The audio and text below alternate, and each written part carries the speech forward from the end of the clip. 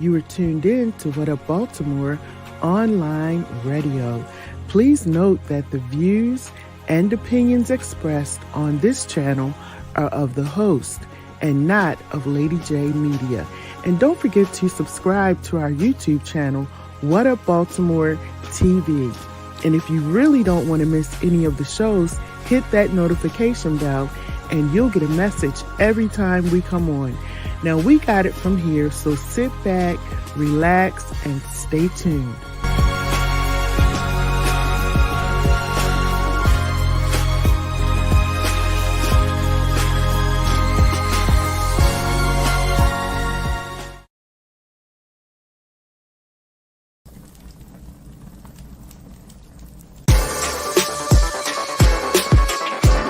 I know you do, because that's what I do. I give you that kind of love that makes you come back. I'm your pusher, baby. I'm your pusher. Why do you like this? Why you pushing me?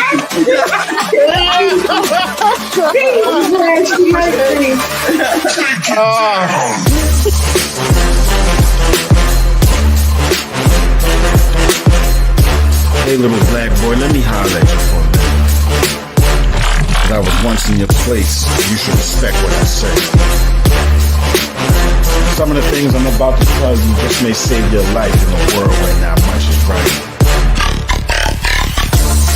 Little black boy, you're gonna see and experience all sorts of things, but don't let your mind be locked in the chains.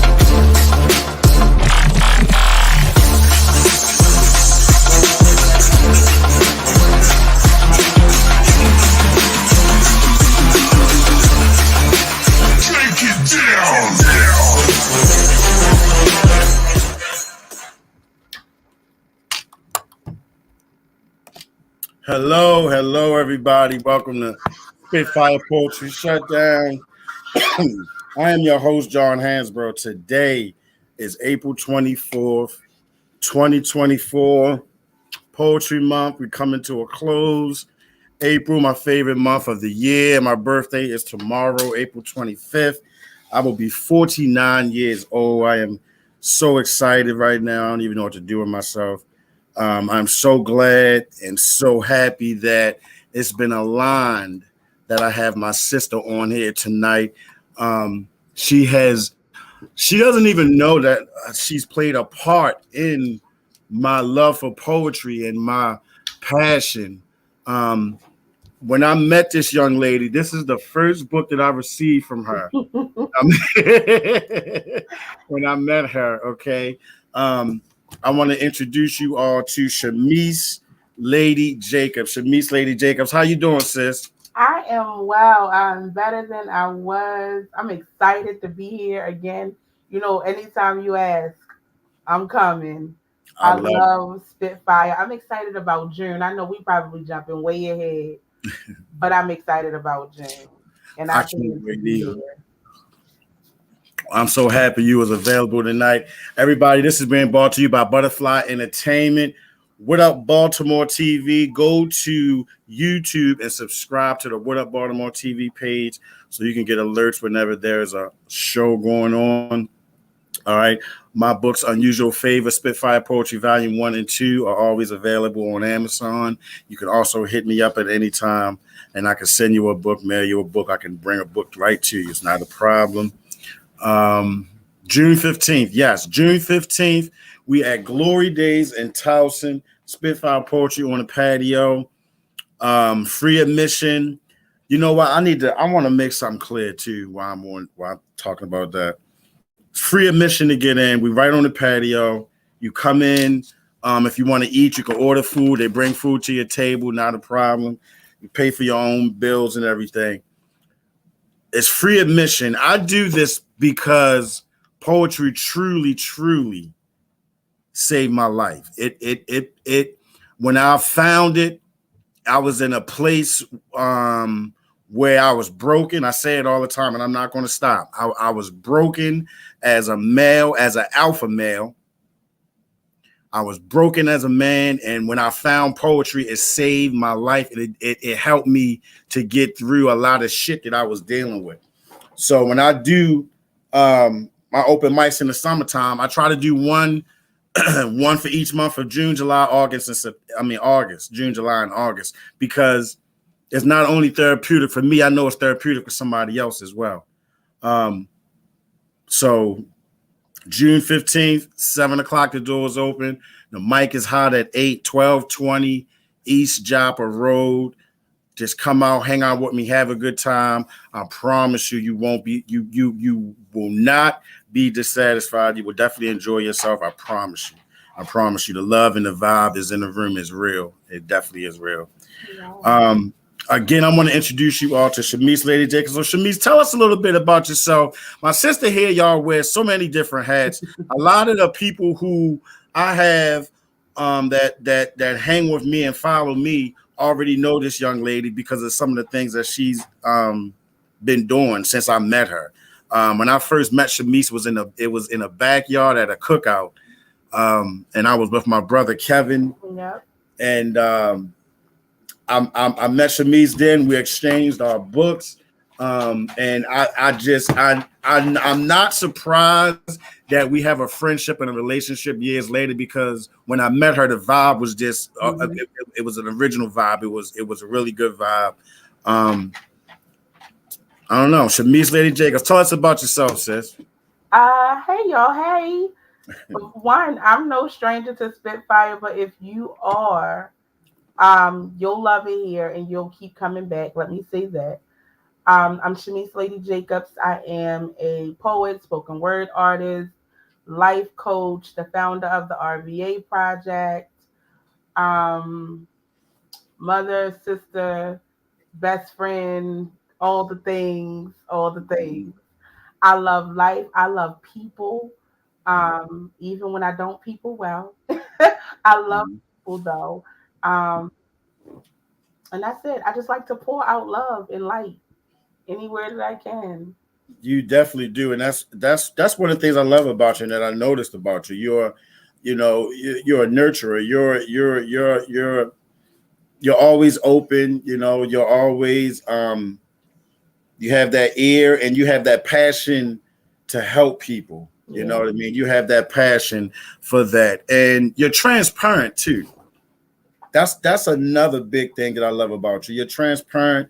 You're not afraid to say, "Look, I'm tired. I need a break." Mm-hmm. You know what I mean? And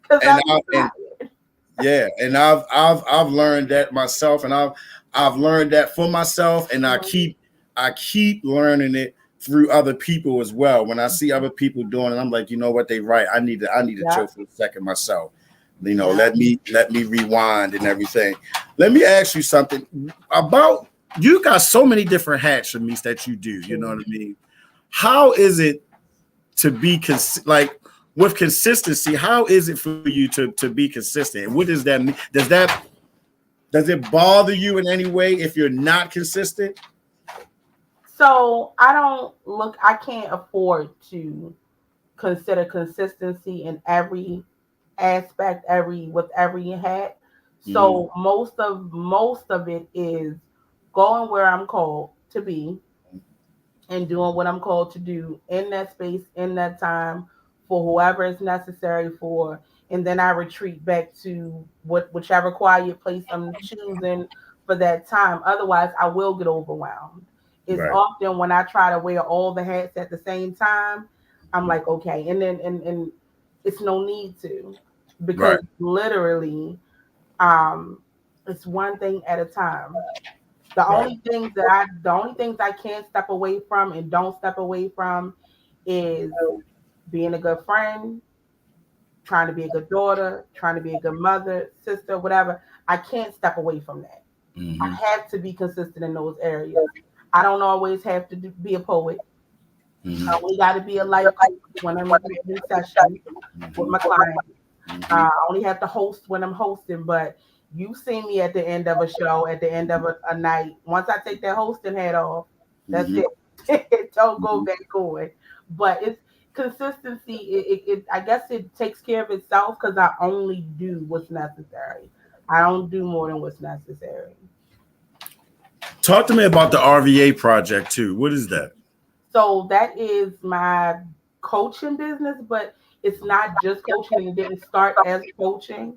it started out of a need to help sponsor artists do whatever it is they do. Because when I published Holiday, I did it by myself. I was learning the ropes as I went along, Mhm. and I learned just how expensive it can be to be a self-published author, writer, whatever the case may be. And I said, oh, well, how cool would it be if I took a percentage of what I made with this and pass it on and help somebody else to, be sponsored for their limelight, their 15 minutes, whatever it is. And so that's how it started as a sponsorship, like program type thing. Mhm. Um, and then, some coordinating because I had to do that too with the book release. And I was just learning all of these new ways. And I said, we got to put this in the works for somebody else, help somebody else for this to be an easier process for the next person, particularly at the time, artists who were in my circle, Right. um, Right. who were also working on people because I like to be in the mix where there's motion. Mhm. So, and I don't hide no I don't gatekeep information. So, you want to publish a book, boom, this is how you do it. If you want to do it alone, if you want, to go with a publishing company, I got some connects with those too. How we want to do this.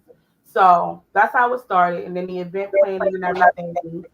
Um, with the first few open mics, running with Tori or whatever what he was doing, and then came called to coach, and I was like, okay, now this is something different. This takes the RVA to a whole new plateau because that's recognized, visualized, actualized. That Mhm. literally was how it went with Holiday. I had the vision for this book. It came to me. Said, "All right, God, what that mean? Oh, that's how we moving. All right, cool. And yeah, and coach. Okay, I can coach. Which whatever. Let's do it. I got it. But I'll admit, I remember being terrified with coaching because I was already giving all of this free advice out. Right. I was already the go-to person, Right. and now God, you're telling me to charge them for this? Mhm. I'm gonna lose it. They ain't gonna deal with me no more. And lo and behold, it was not that way. And they were like, really? So Mhm. how much the sessions? Mhm. And it was like locking, and it was gold. So I'm like, all right, thank you, Lord. Good. We rocking and rolling with this. So now the bulk of it is coaching and everything like coaching. Uh, couple and group coaching, success coaching, business, whatever. And I'm hands on and I ride it out with you from start to finish, from the first discussion of the goal till we reach the goal and we're actually standing in it. I don't let up if you don't let up, but if you let up, I'm gonna let you. Got you. You gotta want this. You gotta want this more than I want it for you Yeah. because it's Right. yours. Right.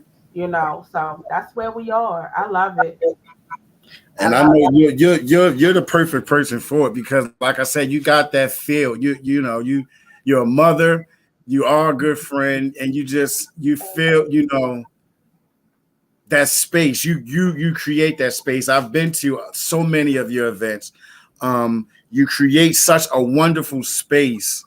Me and my wife always love to be there. You always have it where as though it's just genuine. You know what I mean? it. It's always love and it's genuine, and I love it. I really do.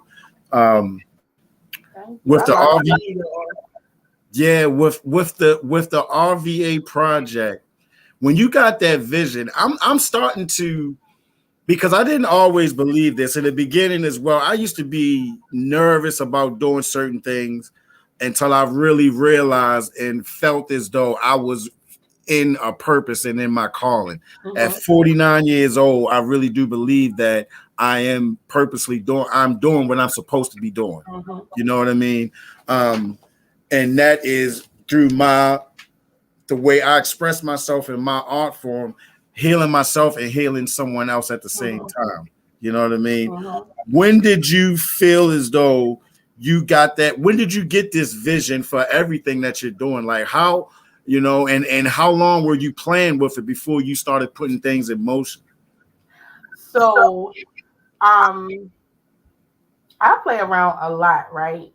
I'd be surprised that God don't take the blessings because I sit on something for a minute. Mhm. Like Holiday was finished and published in 2018 Mm-hmm. But some of those poems were written in 2009, Mm-hmm. 2011. I knew that I wanted a book, but I always thought I was going to be a novelist Mm-hmm. because I write. I never really said to myself, oh, I want a book of poetry. But the vision came out of a need to get out of my own way. So I created the 7-step guide to getting out of your own way first. And I was doing like a Facebook Live series on it. Some of the videos are on YouTube. I was doing that series first, just testing it out because I've always had this thing of like, who am I to be in a certain light, and who am I to tell people what to do? But also because I love people and this worked for me, let me share this because maybe it'll work for somebody else. So I created this 7-step guide, um, and over the years have just been perfecting it and building on it and building on it, and we actually got a whole nother book out of it, Glass in the Ashes. But initially it was holiday because in that doing those 7 steps and working through those 7 steps, I was learning to love me differently. Mm-hmm. Um, in a way that the title came, which is holiday. I looked up, I said, well, what is it? Because what I know to be a holiday are those days that we celebrate. Mm-hmm. But it got to be something more here than, just celebrating yourself. And I said, okay, well, here I am on the internet and I'm looking and I'm really doing research on what a holiday is. Because, over in the UK, they call the vacation a holiday. Mm-hmm. So I looked it up. And the original spelling for holiday is holy day, which is why the title is spelled the way that it's spelled. I Mm-hmm. said, okay, well, holy day, that's something sacred and we should celebrate ourselves in a sacred way. And in the process of me learning to love myself in this really sacred and new way, I started to feel like a force. And so now this 7-step guide is really doing what it's supposed to do. And I really need to share this because I need other women to feel like if some brothers wanted and want in, I need them to understand. So it's not geared specifically to women, but initially it was like, let me help the next queen find her crown and figure out how to lock it in place or catch it when it's falling and readjust it with these 7 steps because this worked for me. And even now, when I get lost and I get caught up, I go right back to that guide and I know it is, so I can say, okay, girl, we this is step 3. We got to work through this, and we can work 3 through 7, and we gonna be all right. But it just was helpful, and so, but I sat on it for years, for years, because I was like, who am I? Now these 7 steps, are steps that you came up with. Mm-hmm. Okay. Yep. Okay. And it's interesting because that fear does set in because I do it too, Shamise. Mm-hmm. Who am I to post a video of me doing poetry? Wow. What is, you know what I mean? Who do I think I am? And that's nothing but a spirit, which me and you already know how that works. A spirit that's just working against you just to keep you from sharing that or putting that out there in the atmosphere. I just posted about this, I want to say Monday, just dealing with that spirit of inadequacy and unworthiness is something that I've struggled with my whole life. But realizing the calling, I gotta be hard up and ready to battle that thing whenever it comes back up. And I keep finding new ways to battle it. But that 7-step guide was the first like working effective, and I mean really effective way outside of just, prayer and whatever psychology teaches you. Because there's no psychology to it. It's all you Yeah. and God and sitting and dealing with yourself. And yeah, it's simple, but it's hard work. I feel like it is. It's a lot of experiences too Yeah, that we have to that's deal it. with on our own, and you know what I Yeah. mean. And figure out, you know what I mean. Let's go into some poetry because we could be talking all night. Let me get some poetry in with you too. Whenever you're ready, whatever you want to spit, you know how my platform is. You can say whatever you want on here. It's all love and it's all art. Um, whatever you want to get off your chest, anything you want to, any poetry that you got recent, new, however you want to do it. I Floor. got some new stuff, but it's funny that we were talking about this because literally my all day spirit has been calling me back to holiday. And so I was picking poems. And I said, oh, I think I do this. I think I do that. In terms of where I feel like I am. and maybe somebody else is. So there's this poem in Holiday um, called How to Die. And I don't know how many people have known or heard my story. I battled depression for about 4 or 5 years, long stretch. Um, and between me and God was able to come out of it without medication or anything. Just yeah, me in the Word for a good time and just learning who I was and who I was in God and with God and detaching myself from that spirit of depression because it is a spirit. That's not to say that the chemical imbalance portion isn't real, but it's a spirit before it's anything else. Right. And so, but in that stretch of that 4 to 5 years of depression, I lived in a house full of people and nobody knew. Mm-hmm. You know, I masked it well and managed well, and it was kind of like like a functioning alcoholic or a functioning addict. Yeah. Sometimes you can tell, sometimes you can't, Right. but that's what it was. So I was drawn to this poem because, well, I look at dying differently now, Okay. and with the understanding that you have to die unto yourself in order to live. And we had that talk before, but I'll get into it. How to die. 1, never let go of the past. 2, always question why me. 3, wear your scars like layers in midwinter. 4, give up on every dream you've ever had. 5, fall madly in love and attempt to force that person to love you back the exact same way.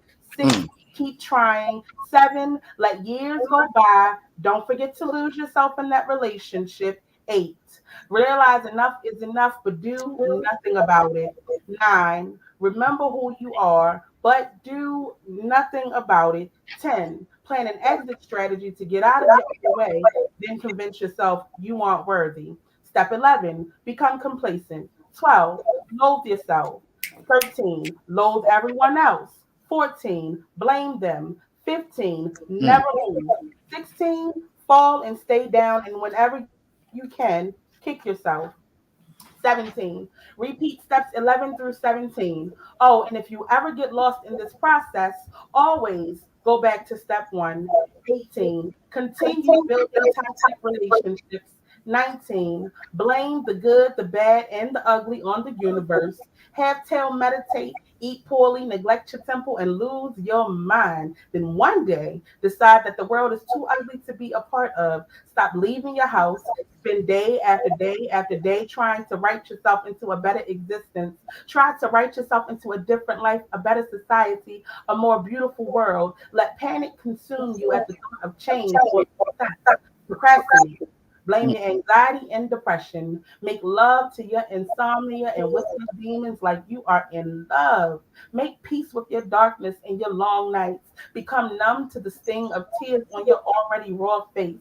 Tell yourself, this is as good as it gets. Each day, pour yourself a cup of coffee. Pray that it isn't too bitter. Sit at your dining room table and begin at step 1. And this is how you commit suicide without a knife, tools, or a gun. Yeah. Okay. That's how we start. That's okay.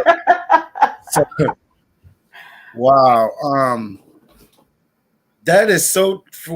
That's that. I love that. It's so many things about that I like, and so many ways that you put that. But the one thing that stands out to me is that is a slow death. That is a damn. That's a like a slow and self-inflicted I death. was dead, bro. I was dead and wanted to die, but the monotony makes you complacent.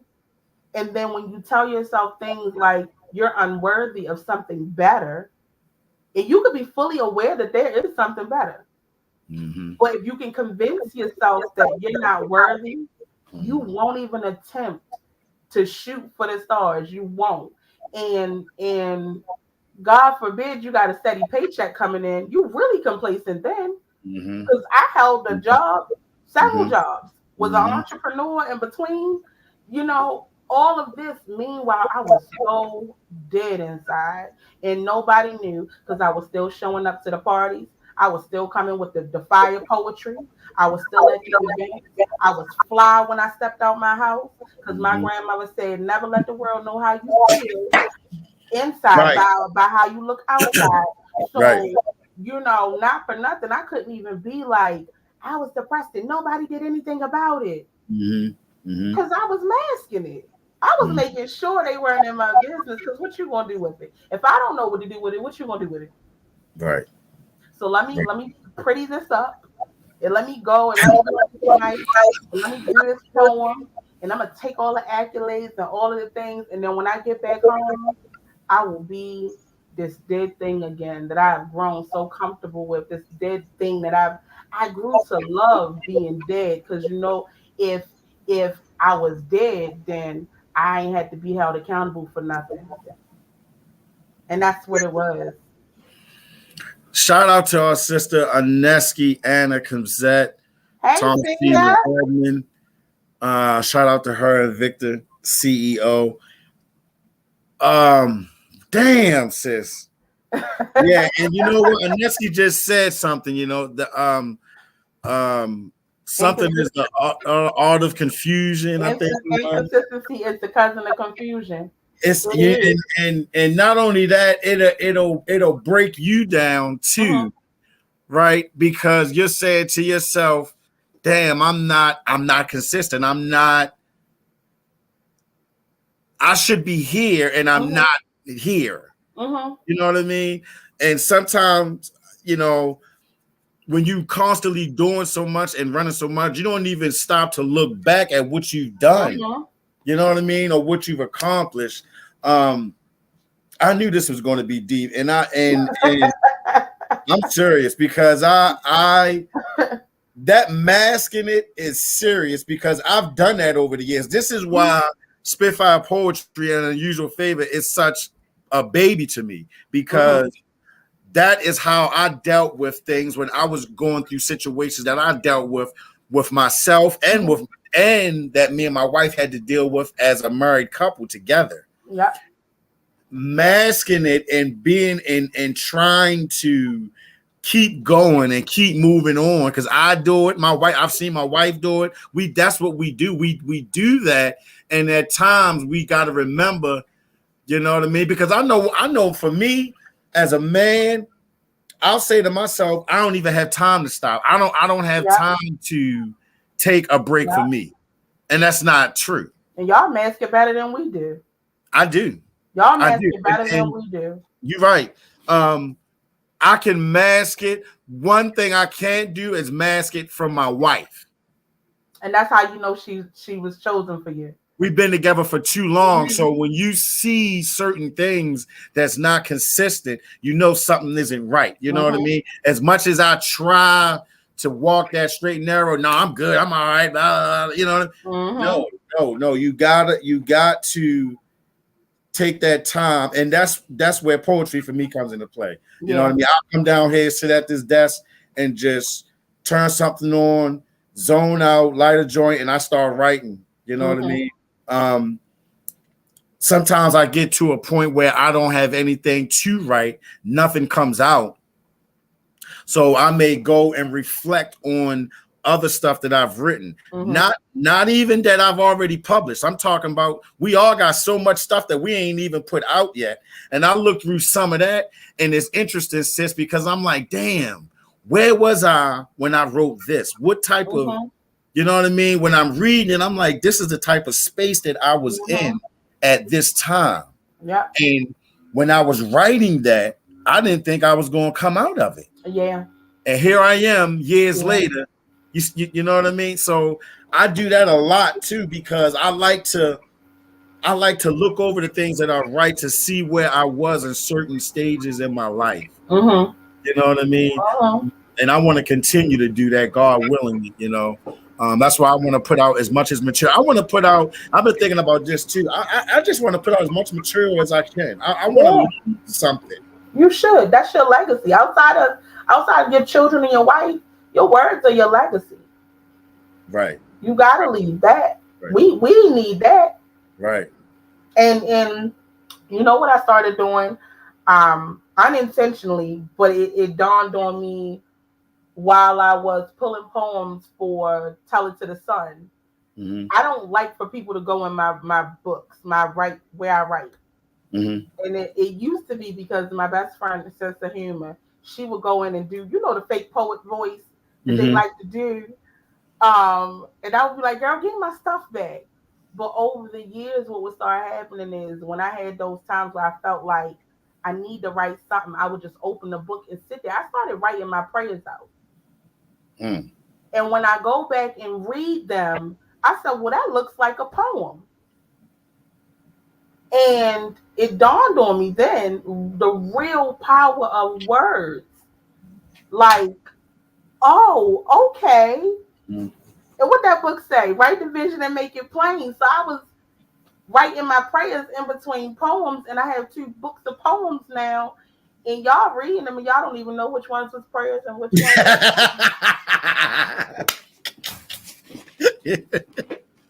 I love it. I love it. And It is so intentional. Y'all don't even know. The movie, it was a movie a couple years ago. So my oldest daughter now is 14. So this had to be 5, maybe 6, 7 years at the most. But I think I can't remember what it was called. But all I know, my mother-in-law went to see it, and she called me and Shalonda and said, if y'all go see this movie, I'll buy the tickets for y'all. This is how bad I want y'all to go see it. And I can't remember the name of it, but it was about a couple that had a house that they were selling. Prayer room, I think it was called. Prayer room. Because in the house, the bathroom, somebody was always praying in it. Yeah. Shamise, I went, look, me and Shalonda went and saw that, right? I ran home. Came downstairs in my basement and went in the back bathroom, and that's what I did. I started writing shit, and I would hang it up on the shower curtain. And about a year later, my oldest daughter came to me. She had to be like 10. She said, Daddy, I thank you for what you wrote. You know what I mean? And I'm thinking she was looking through my books. No, she was in the bathroom and she opened the shower curtain while she was in the bathroom one day. So on the other side of the shower curtain, I had the papers taped up on there. So I had stuff on there written like, my daughter is about to start getting interested in boys. Give her discernment, give her, a good spirit and energy to realize right from wrong and things like that. And she was reading a lot of the stuff that I had wrote, prayers that I wrote down for me and for my family. And she was like, yeah, Dad, I thought that was really cool. And it messed me up because I never thought that she would even look at it. You know what I mean? A couple of weeks ago, I had a moment where my wife sent me a message, and she was like, I'm helping our youngest daughter revise a report. Revise a book report. And she had to write about somebody in Black history. It was for the Black History Month of February. My 12-year-old baby wrote her whole book report on her father. I know that tore you up because I'm tore up right now. I know that tore up. Listen. I'm trying to keep from shedding a tear right now. I cried. I was so glad that I was in my vehicle by myself when she sent it to me. Because and as a parent, when you dealing with certain things, you wondering, especially when your children are a certain age, what do they see? What do they understand? What do they not understand? You know what I mean? And Shalonda sent me the revised version of what our child wrote. Messed me up. Like that messed me up, and I had been thinking about that for a while because I'm like, we run around and we want to do so much. We love our kids. We want to do so much. We want to give them so much, You know what I mean? Some of us, we get so stressed out because we can't give them everything that we want to give them, right? Because they already got everything, but we don't think about that. We just want them to just, and it's like, there's times when I have to tell them no. There's times when I have to get on my soapbox when we're in the car and I got to say stuff and tell them, explain things to them that they may not understand until they get a little older and appreciate it as they get older. You know what I mean? I feel like a lot of times we try to be that friend and we try to, do stuff and say things to them to make them feel comfortable and not hurt their feelings. And not, you know what I mean? Yeah. And here I am as a dad. Sometimes I have to say things to them and let them know, look, you can't wear this. I don't think this is cool. I don't think, if you're meeting with this person, we got to know their parents, blah, blah, blah. And there will be times they'll be mad at me for a few hours, go in that room, whatever. But at the end of the day, to know that the love is there, that they know I love them, but to know that the love that they have for me in that way, that just it messed me up. Like that was so, but this is why I say fathers are important. I cannot stress it enough that women tend to choose men who are like their fathers intentionally and unintentionally. Right. So I know you're seeing the love aspect, but I need you to understand if that baby did that means she also sees the wisdom. She's taking in everything else that you're giving, the things that you're unaware of. I know you're a good father because you're a good brother to me. And I've seen how you are a husband to your wife. So I can only imagine having you as a father. Not for nothing, my daddy was great. I ain't taking nothing from him. May he rest in peace. But I'm intentional about keeping good brothers around me. So I can only imagine how she looks at you day to day because our fathers are our first love. Right. Right. So you should be really, you should be so proud. I was. I'm telling you, I love that was like a drug or something. Like I felt that all through my body, and I'm like, damn, like it did something to me because at that age you don't think that they thinking about. She could have wrote about Obama, Michelle, anybody. Right, the hero is in her house. Yeah, that as much as we think we hide from our children in our prayer closets, right. in our cars, in our offices, they see. Right. They see. When you think about how young you were when you were able to see and understand what was going on around you, they see us. They see us. So the hero was in her house. She did right. Yeah, that messed me up. And my father was me and my brothers definitely our first action hero or anybody. You know what I mean? Definitely. But let's get into some more poetry because we could be doing that all night, and I ain't trying to get on here and stuff. Let me see. Oh, okay. So this one was on my heart to share. But do I want to do it last? Stop that. Okay.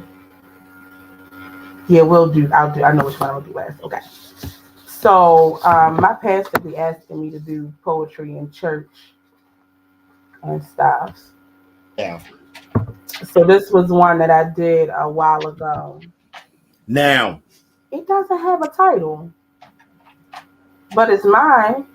Because I usually title my pieces after I write them. I don't start with a title on mine, but I don't know what it's called. We're gonna get into it. Some people need to witness some grand act of God for proof of His existence, as if the sun doesn't rise and shine on His command, as if it is not miraculous enough that even when we are not stewards and sowers, we still receive the blessings of good harvest on what we've made to be barren land. See, I don't know about you, but I serve a God, one of miracles, signs, and wonders. The kind that makes you wonder how your mother fed a family of 8 with a small pack of chicken breast and 2-pound bag of rice. You see, while she was in the living room stretching our bellies full with the word, God was in the kitchen stretching a meal that lasted 2 days. I look back and I still think, no way, but I can recall that by the time the food hit the table, I'd forgotten about the tears, rang out from hunger just hours before. So I'm sure my God is a provider.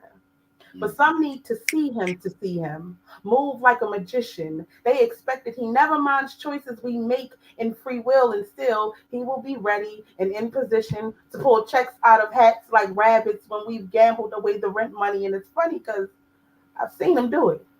Seen him save us from ourselves, taking dangerous trips down dark alleys, just trying to make it home when we shouldn't have been outside in the first place on late nights where danger lurks in every corner. I've even known for him to speak to corner boys, watch them go from getting booked to them being able to recite 66 books. Savior saved me from myself. In 2005, when I didn't want to be here, he said, daughter, you shall not die, as he casted out that spirit of depression and suicide.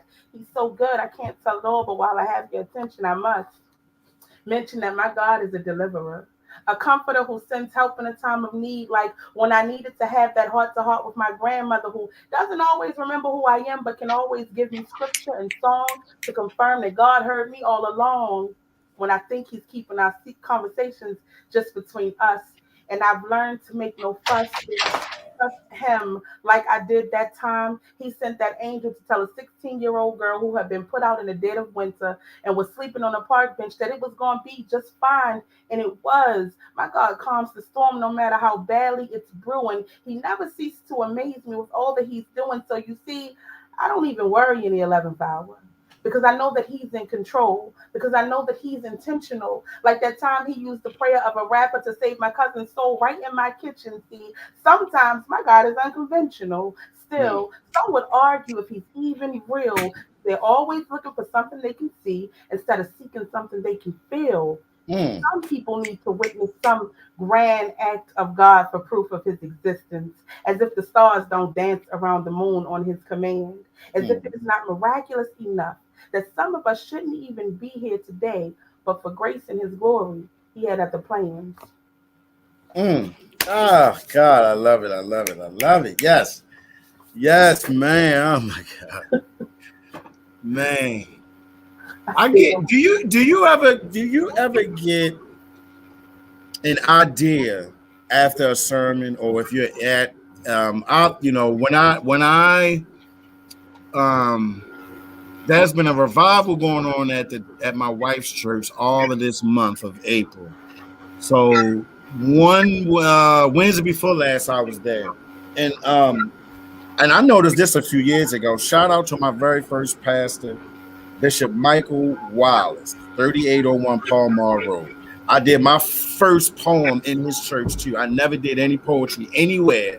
The first time was at his church after he preached one day. He let me do some poetry to the congregation, and it scared the pretty shit out of me afterwards. Why? The reaction was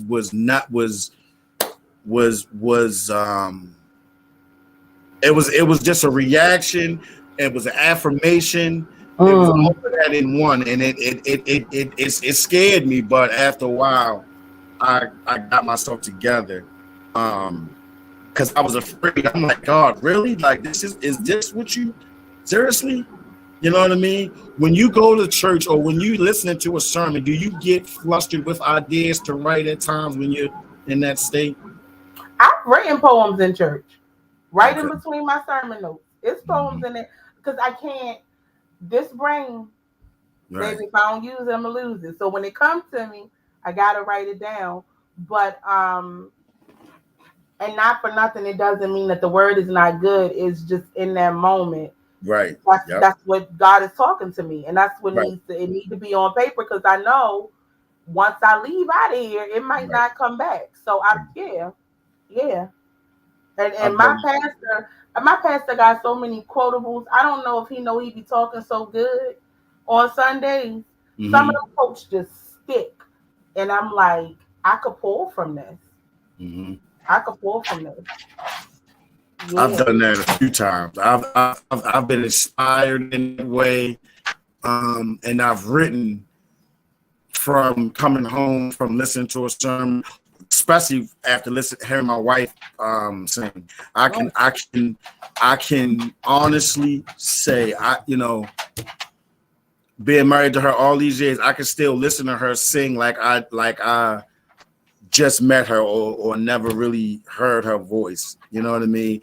And then You seeing heard a voice until you heard that voice. Yeah. That woman, For she me, tried to take me in this morning because listen, she sent that link in them the comments, and I clicked on that link. I said, she don't know I got a meeting at 9:00, and I can't be cutting up like this while this Zoom is going on. I done listened to that song about 3-4 times today. For me, it's the reaction that I've seen from people over the years when she does sing. It blows me away. And I'm a say something, and my wife would say the same thing. So I'm not saying nothing that she wouldn't say. But what really amazes me is that fear. She deals with that at times too. You know, when she's in that mode and she's singing and she's doing her thing, you would think that there's confidence there all the time and that there's nothing, but she struggles with a lot to get to that point. And for me, watching it and watching the people watching people receive her, not knowing what she has to do to get, it's incredible. It fucks me up. I'm serious. It does. It's like, and I tell her all the time, I'm like, you be stressing and I get it, you know, you be nervous and you're stressing and you want this to be perfect and all that. But when she's just naturally just doing her thing genuinely, it's not. I've not seen nothing like it. But I get that nervous. It's like I don't know if a lot of y'all know, like the ones close to me, even those vibes and verses nights. Never seen it. I've never seen it. Because what I would do is I would tell C, I'm going to the back for 10 minutes, get myself together, and I'll be back. In that 10 minutes, I'm praying that the night goes like it's supposed to. I'm praying that somebody is touched and moved. I'm sitting and I'm calming my nerves because I just need to breathe. Because one thing about it, as poets, as artists, especially singers, we're tools all the time. We are vessels all the time.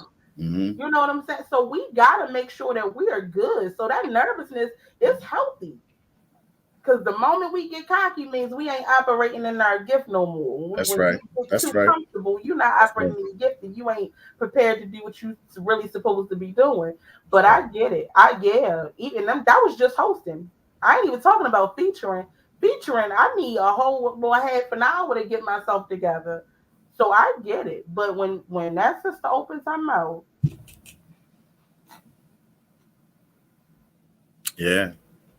It don't make no sense. It does it for me. I'm serious. It does it. It does it. One of the Tamala Man songs is my favorite that she does. It's not "Take Me to the King." It's another one, but that like I can't even. And then a lot of times when she's singing and I'm sitting there watching it, the tears just rolling down my face because just like reading a book or looking, it's like looking at a book, but I'm looking at a comic book and I'm just flipping the page while she's singing, and I'm looking at our life and all the shit that we dealt with and all the obstacles that we had to overcome and how we didn't know if we was going to come out of this, how we didn't know if we was going to even still be together. And to see her sing, like you said, I'm telling you.